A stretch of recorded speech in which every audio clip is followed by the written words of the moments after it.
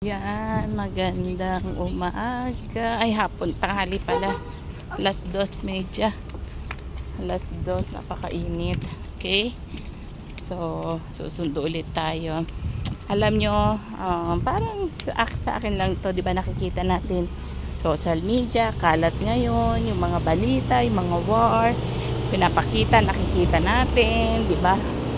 So, isang pindot lang nung pinost mo o yung na-videohan mo at isinend mo, ang dami nang makakakita nun, di ba?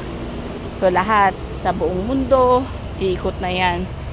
So, mababalitaan na nila yan. Either fake news or tama or any. So, yun yung nangyayari ngayon.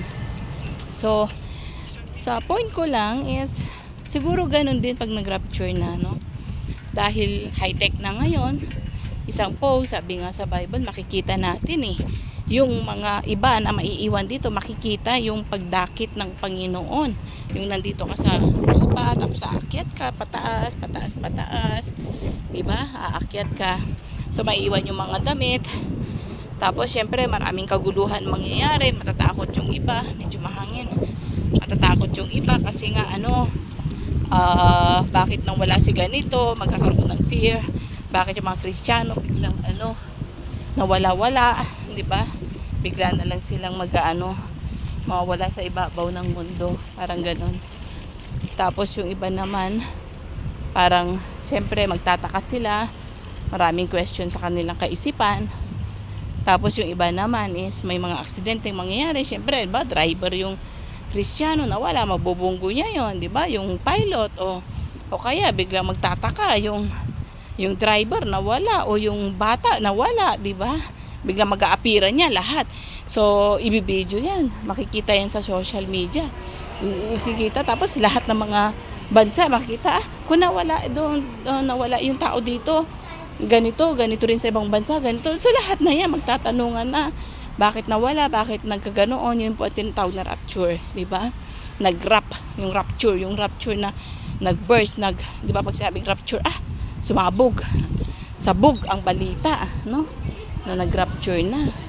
Siyempre, kinuha na ng Panginoon yung kanyang mga anak, yung mga tapat. Talaga naglingkod, sumamba sa kanya. So, yun yung babalitaan ngayon sa buong mundo. So, mangyayari. So, nangyayari ngayon yun. So, ganun din yung mga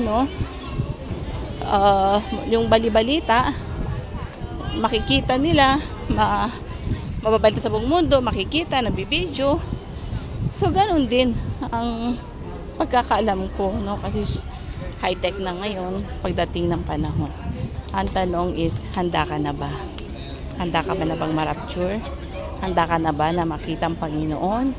Handa ka na ba na makasama siya forever? At handa ka na ba na madakip? So, kung hindi pa, yun, tanungin mo yung sarili mo at tanggapin ang ating Panginoon bilang Lord and personal Savior, magsisi sa mga kasalanan at go on sa nais ng Diyos, maging mabuti, maging righteous at sumunod. Yan ang nais ng ating Panginoon. So yun lamang yung ma-share ko sa oras na ito. Muli, ang gandang hapon at God bless you all.